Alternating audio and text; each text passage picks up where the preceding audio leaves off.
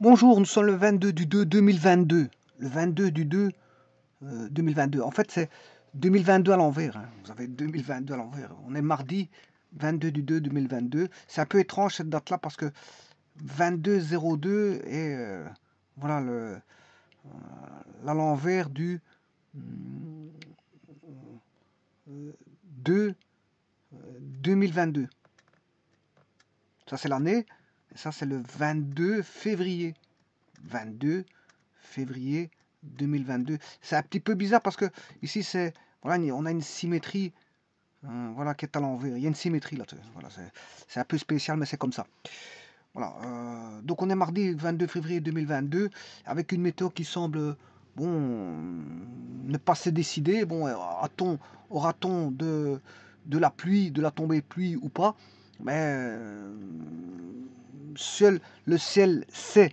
Parce que bon, nous avons connu une semaine depuis le 16 février, suivie de 3 tempêtes, une qui s'appelait Eunice, une qui s'appelait Dudley, une qui s'appelait Franklin, notamment avec des tombées de grêle, et parfois des grêles un petit peu comme des billes. Et donc ça a causé des dégâts, et bien sûr des blessés, voire des décès. Donc vous comprendrez que bon, dans ces cas-là, il y a toujours des décès, dans ces cas-là, il y a toujours des dégâts, bon, et dans ces cas-là, il y a toujours des blessés. On se retrouve voilà, avec toujours des tempêtes, voilà, ça laisse des traces.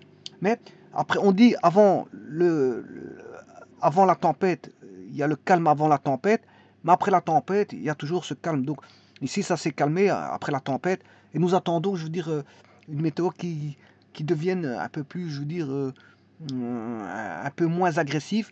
Et donc le ciel, je suis en train de scruter le ciel et regarder ce qui va en être de la journée. Mais bon, on ne sait pas dire, bien sûr, je ne suis pas un devin, et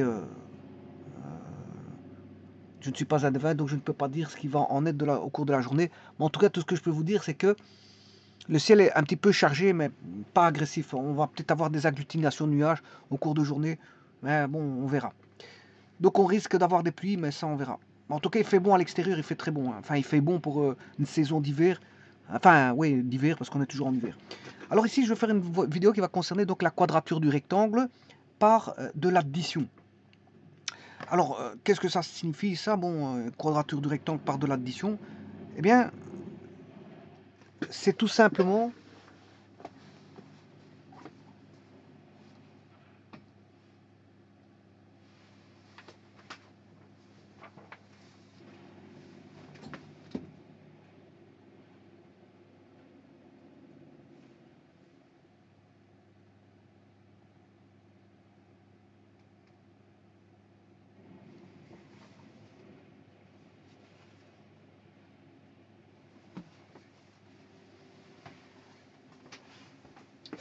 oui, je m'excuse, bon, si maintenant vous entendez un petit peu voilà, de bruit, c'est tout simplement parce qu'ils sont en train de couper des arbres voilà, dans les parages. Donc, je peux vous dire, bon, s'il y a du bruit, c'est ça, comment on appelle ça, les bruits qui sont coupés, enfin, c'est les arbres qui sont coupés dans les parages. Donc, ça fait un boucan quand même extraordinaire.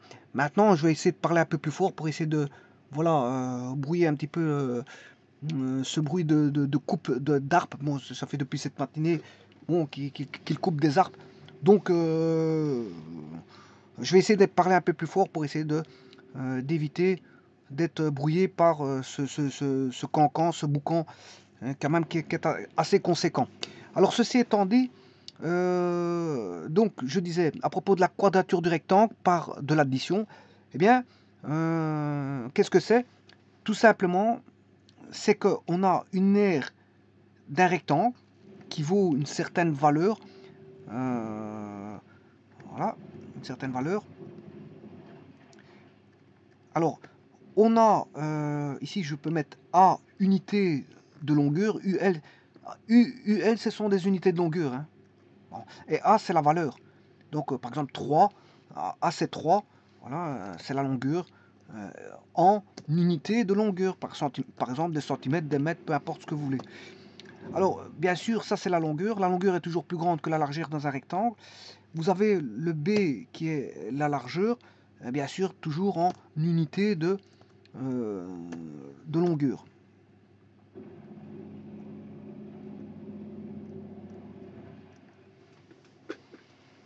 En unité de longueur. Alors bien sûr, l'air vaut A fois B.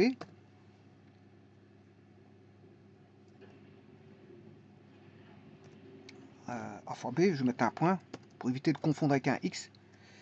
L'air fait A fois B. Bon, mais là, c'est des unités d'air. Donc, je vais appeler ça A fois B, UL, unité d'air.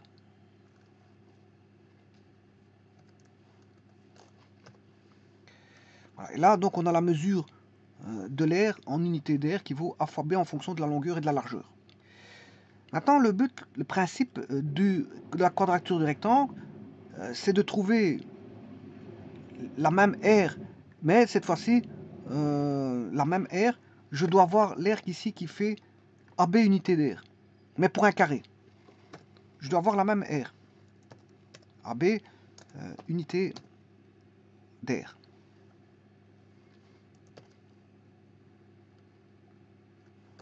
Alors vous allez me dire, c'est pas difficile, qu'est-ce qu'on va faire? Ici, dans ce cas, parfois c'est facile, parfois c'est difficile, voilà, vous allez voir pourquoi. Alors, parfois c'est très simple, mais parfois il faut chercher. Alors, je vais prendre par exemple, bien sûr je dois avoir des entiers. Alors, vous savez que l'aire d'un carré, c'est x fois x, où x est le côté. Il y a 4 côtés identiques dans un carré, avec des angles droits, bien sûr. Donc, ce qui fait x carré égale a fois b. C'est-à-dire que le x doit valoir racine carrée de AB. Bon, une mesure, c'est toujours positif. Hein. Une mesure de longueur, c'est toujours positif. Donc, je ne mets pas plus ou moins. Hein. Je mets plus. On est en géométrie ici. Voilà, les longueurs sont... Les distances sont positives. Hein. Alors, x égale racine carrée de AB. Voilà. Donc, je prends un exemple. Je prends un exemple assez simple. Supposons que j'ai un rectangle qui fait 34 unités d'air. Il fait 34. Voilà. Alors 34 peut provenir par exemple de 2 fois 17. Pourquoi pas 2 fois 17. Donc j'aurai un rectangle de 2 unités pour la largeur, oui, et 17. Je vous rappelle que la longueur est toujours plus grande que la longueur. Enfin, la longueur est toujours plus grande que la largeur, je m'excuse. Donc, la longueur, c'est 17. La longueur, elle égale 17. Et la largeur, dénommée par une lettre majuscule, L majuscule, c'est la largeur et ça vaut 2. Bon. La première chose, je peux construire déjà ce rectangle sur GeoGebra. Alors, on va regarder ça. Je vais mettre un point, bien sûr, qui est en 0, 0. Un autre point qui est en 17,0. Voilà, bon, je vais faire un zoom pour mieux voir, bien sûr. Voilà, c'est le point B.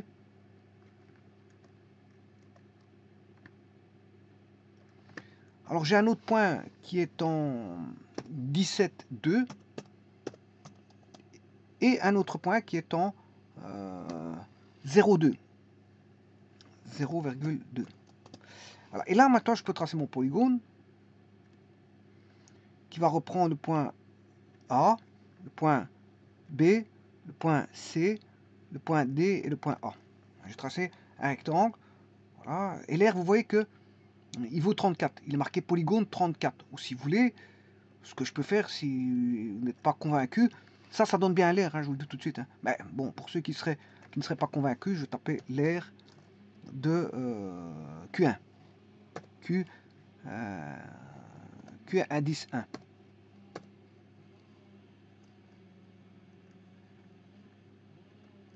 Voilà, vous avez bien 34. Donc, c'est juste, hein, donc là-dessus, il n'y a rien à dire.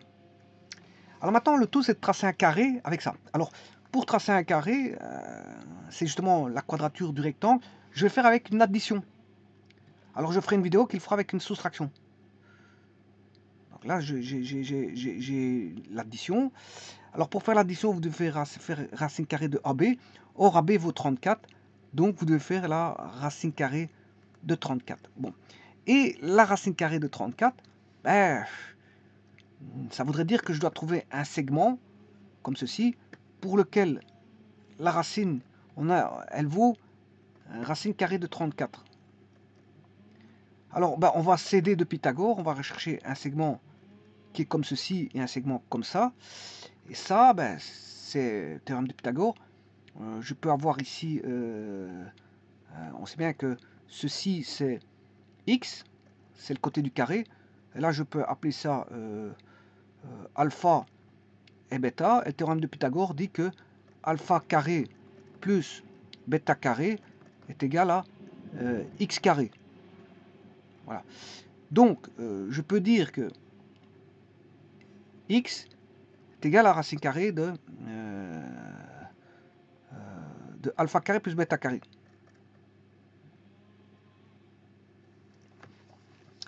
Voilà. Donc, 34, ça doit être égal à racine carrée de alpha carré. Alors, je vais chercher deux nombres qui donnent en somme. C'est pour ça que je disais que c'était en somme 34. Alors, pour avoir 34, je peux faire 25 plus 9.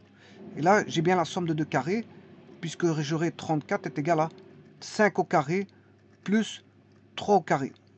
Racine carrée. Et là, vous voyez que je peux prendre 5 et 3.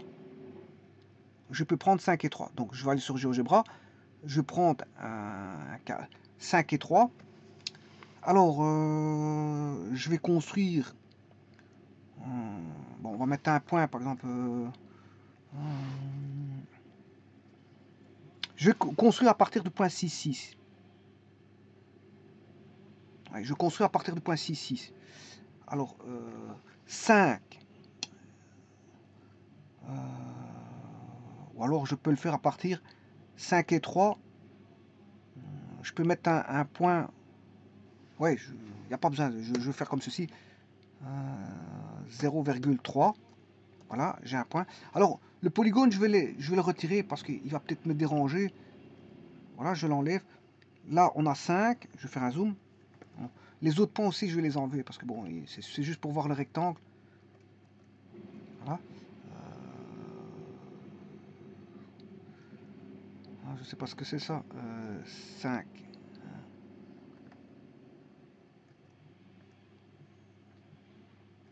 Je vais enlever ça.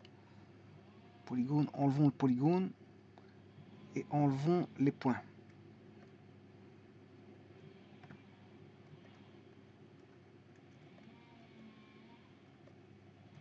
Donc, je vais mettre 5 et 3. Le 0, 0, je peux le laisser. Je construis à partir de 0, 0. Alors, le 5. Bon, je peux mettre 3 en hauteur, par exemple. Donc, je vais mettre 0,3. Voilà. Et 5, 0. Voilà, j'ai les deux points. Je trace le segment EF. Voilà. Et là, vous voyez que vous avez un triangle rectangle, hein, puisque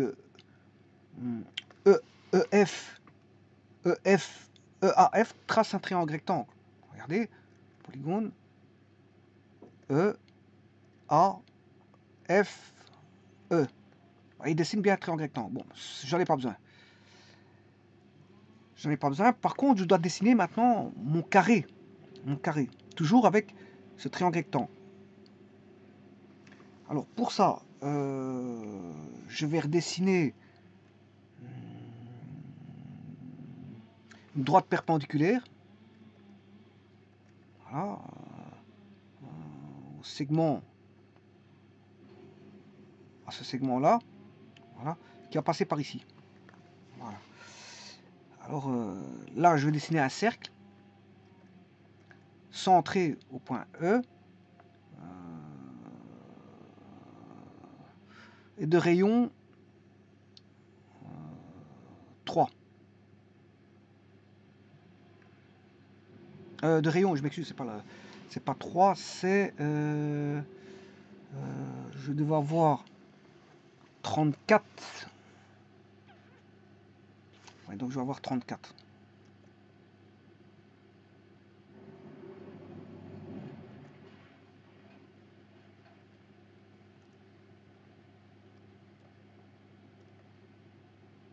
C'est racine 34 le côté.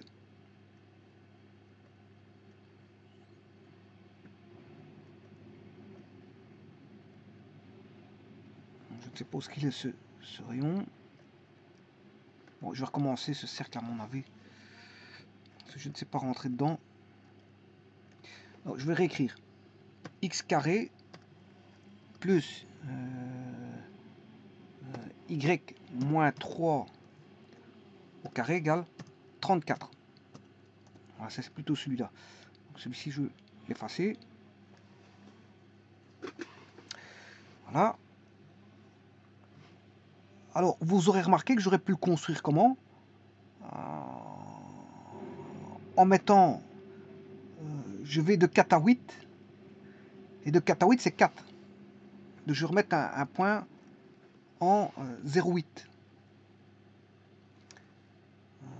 0,8. Donc, je vais remettre, j'aurais pu le construire comme ceci. 0, enfin, plutôt 8, 0,8. Je mets un point en 0,8. Voilà. Et je mets en point, bien sûr, en 8, 3, 8. Parce qu'on connaît le triangle. Hein. Le triangle, on le connaît. Le polygone ici, voilà, je retrouve le triangle ici. C'est la même chose. Hein. C'est la même chose. Maintenant, je peux tracer encore une fois une perpendiculaire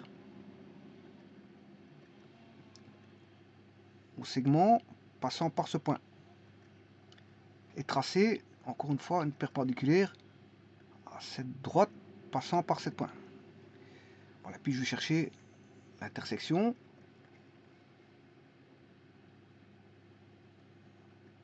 Entre ces deux droites. Voilà, et j'ai un point. Et là, j'aurais pu, vous avez compris pourquoi je fais ça. Parce que j'aurais pu construire le triangle. Donc de 5 à 8. Je vais remettre un point en 0,8. 8,0, je m'excuse. 8,0. Voilà, j'ai un point. Et à partir de là, je peux tracer le polygone qui est 4, 8, 6, 3. Voilà. Donc je peux le dessiner par. Alors, vous aurez compris que où est le dernier triangle. Le dernier triangle, il est.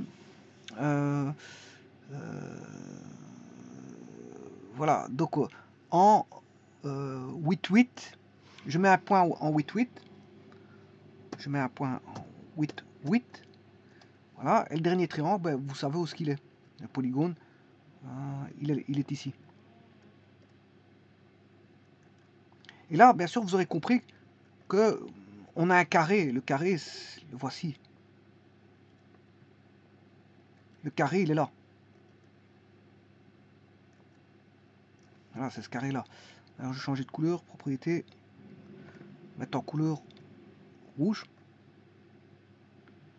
Voilà.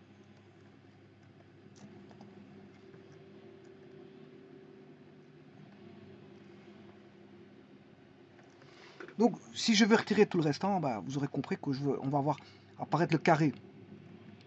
Je retire le polygone ici. Oui.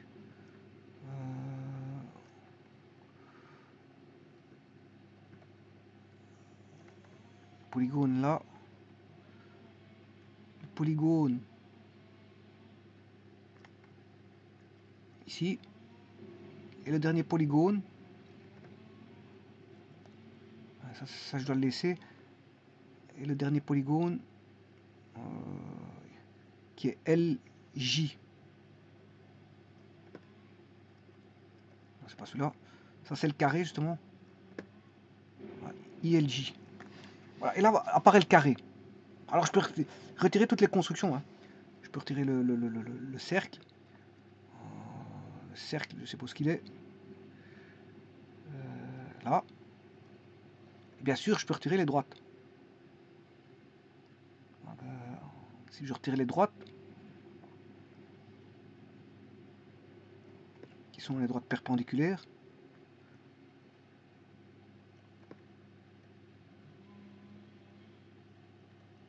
Vous voyez, là apparaît le carré.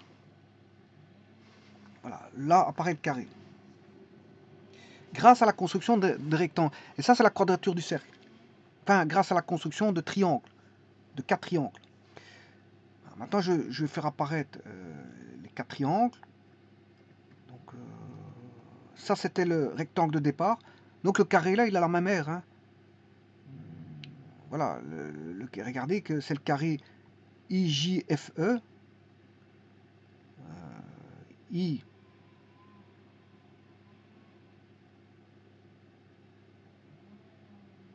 IJFE, voilà 34. Et le rectangle fait 34. Vous voyez qu'ils ont la particularité, c'est qu'ils ont les mêmes aires. La particularité, c'est qu'ils ont les mêmes aires.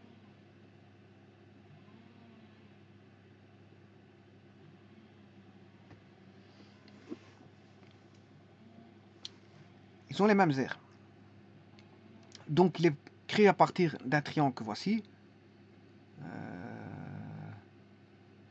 D'un triangle que voilà.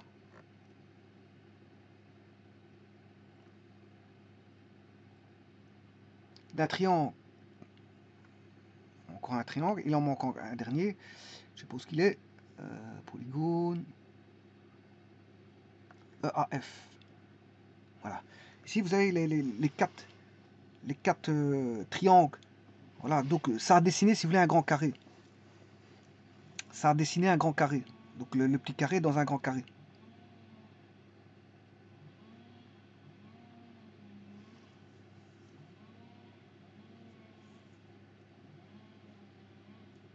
Et ça, donc ça a été fait par addition. Par addition. Donc...